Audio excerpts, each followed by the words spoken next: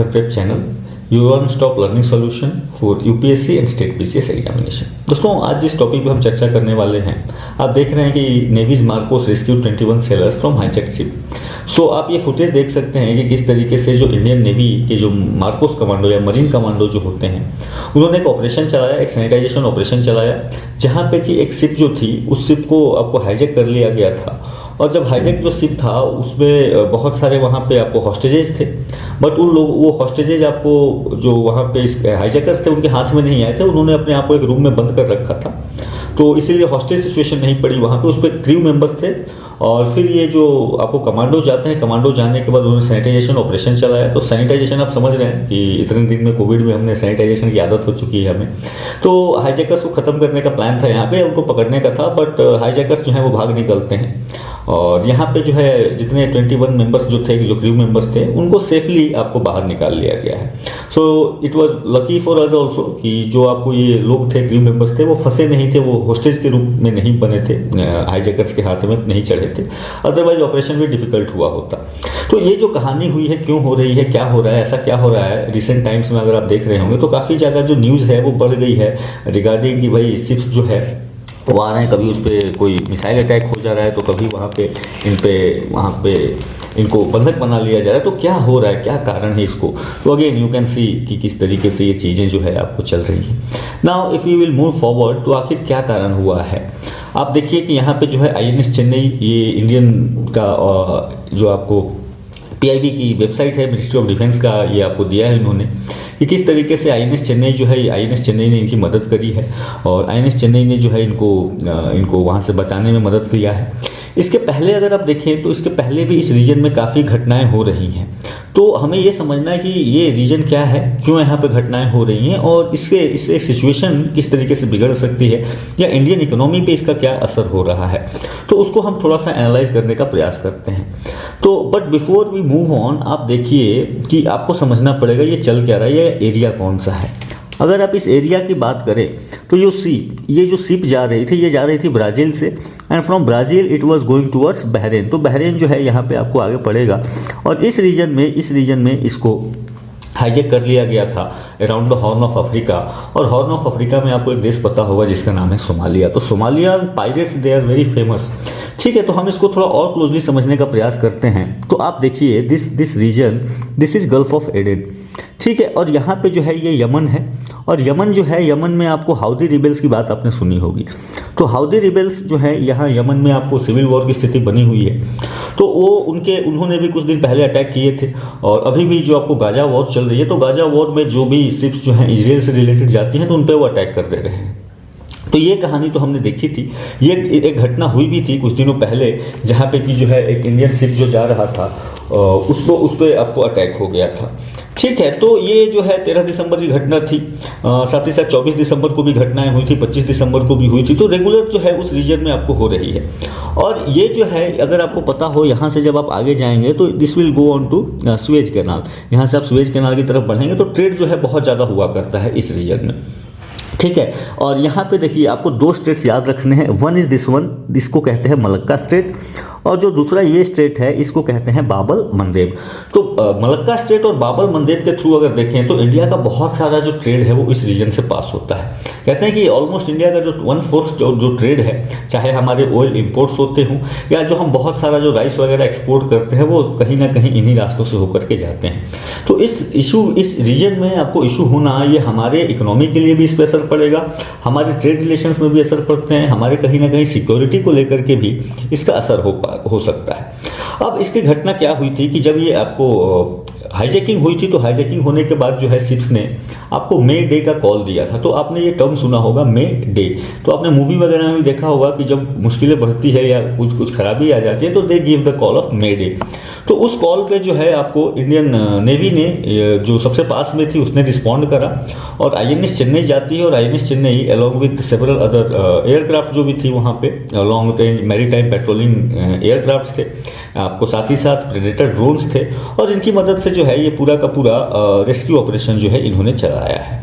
ये भी आपको ध्यान रखना है कि यहाँ पे जो आपको ये एंटी पायरेसी ऑपरेशन रेगुलर चलाए जाते हैं इस रीजन में, क्योंकि इस रीजन में घटनाएं बढ़ती रहती हैं, तो एंटी पायरेसी ऑपरेशन चलाए जाते हैं। और इसके लिए एक टर्म आप याद रखेंगे, CMF जो है ये कॉम्बाइंड मैरीटाइम फोर्सेज हैं। कॉम्बाइंड मैरीटाइम फोर्सेज जो हैं ये 2001 में इसकी स्थापना हुई थी, और ये जो है आपको इसका हेडक्वार्टर भी याद रखना है कि बहरीन में लोकेटेड है। ये 39 देशों की एक संगठित आपको कह सकते हैं एसोसिएशन है, जो कि इस पूरे रीजन में पायरेसी के खिलाफ जो है वो आपको सुरक्षा देती है, पायरेसी के खिलाफ, हाईजैकिंग के खिलाफ ये मदद करते हैं। ठीक है, अब जो है घटनाएं क्यों बढ़ रही हैं, हमें थोड़ा सा उससे चर्चा करेंगे कि लगातार जो है ये घटनाएं क्यों बढ़ रही हैं।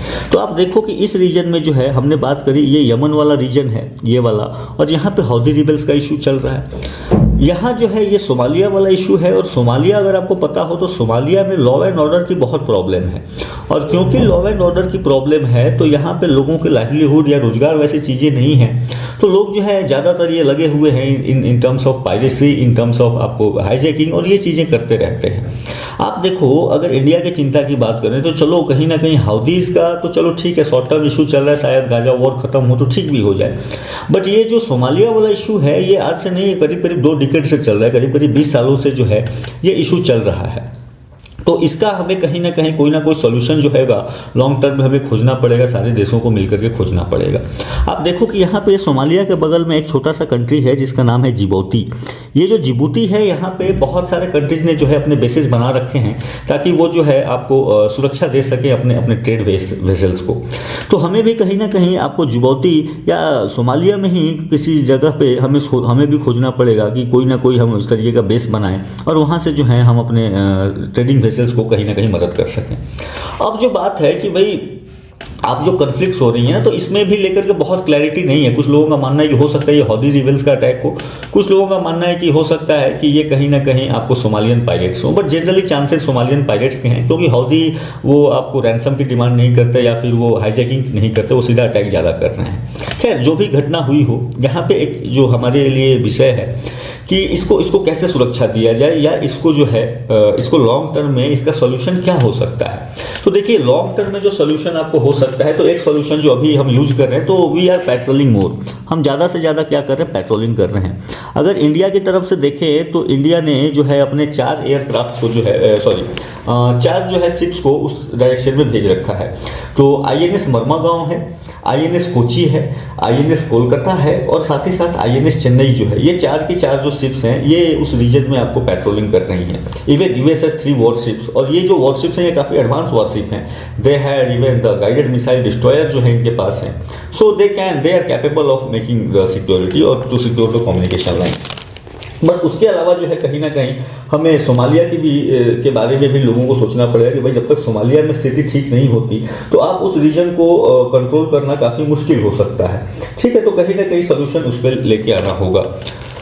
एक चर्चा ये है कि भाई इसका ये जो अगर अटैक्स बढ़ते हैं तो उस पर हम पे क्या असर पड़ेगा। तो आप देखो कि इंडिया का सारा जो ऑयल ट्रेड है वो कहीं ना कहीं मैक्सिमम ऑयल ट्रेड इस रीजन से होके आता है। अब अगर ऑयल ट्रेड इस रीजन से होके आएगा, यहाँ पे इंस्टेबिलिटी बढ़ेगी, तो हमारे कॉस्ट क्या होंगे, हमारे कॉस्ट बढ़ेंगे। आप समझो कि कोई भी जब आपको इंश्योरेंस वाला हो या जो क्रू मेंबर्स हो, तो अगर एरिया जो है डिस्टेबलाइज्ड हो तो उनका कॉस्ट बढ़ जाता है। ठीक है, तो हमारे ऑयल के प्राइसेस ऑलरेडी हाई हो रहे हैं, और ऊपर से अगर सिक्योरिटी कंडीशन खराब होंगी तो हमारे ऑयल के कॉस्ट भी बढ़ेंगे। नॉट ओनली दैट, हमारे एक्सपोर्ट एरिया, हमारा जो एक्सपोर्ट का जो रीजन है वो भी यही है। हमारे बहुत सारे जो एग्रीकल्चरल एक्सपोर्ट होते हैं, आपको फूड एक्सपोर्ट होते हैं, राइस, फ्रूट्स, वेजिटेबल, ये सारे बहुत सारे मिडिल ईस्ट के देश जो है हमारे खरीदार हैं। तो इस रीजन में अगर इंस्टेबिलिटी होती है तो हमें भी कहीं ना कहीं एक्सपोर्ट करने में भी हमें क्या हो सकती है, इशू आ सकती है। तो इसका सोल्यूशन तो अभी के लिए चलो फिलहाल हम पेट्रोलिंग कर रहे हैं, वी आर ट्राइंग ये हम सी लाइन्स को आपको सिक्योर करें, बट लॉन्ग टर्म में ये जो इंडियन ओशियन रीजन के सारे कंट्रीज हैं इनको मिलकर के कोई ना कोई सॉल्यूशन जो है ये आपको ढूंढना होगा। एंड फ्यूचर में हम होप कर सकते हैं कि इस तरीके की चीज़ें जो है धीरे धीरे कम हो।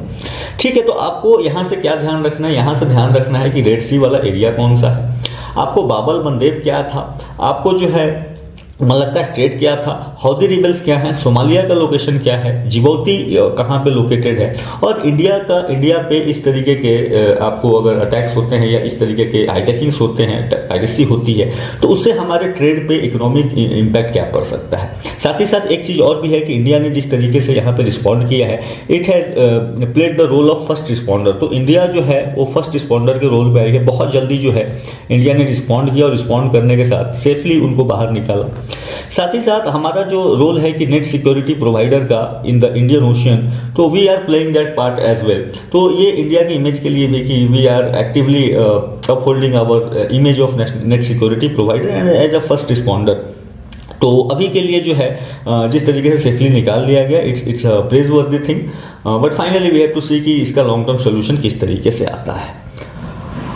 आपका जो है आप हमारे टेलीग्राम चैनल ग्रुप को ज्वाइन कर सकते हैं। यहाँ पे जो है आपको सारे के सारे PDF मिल जाएंगे, आपको फ्री में मिलेंगे। साथ ही साथ ये हमारे सोशल मीडिया हैंडल्स हैं, आप इनको फॉलो करें and keep learning and thank you for your support.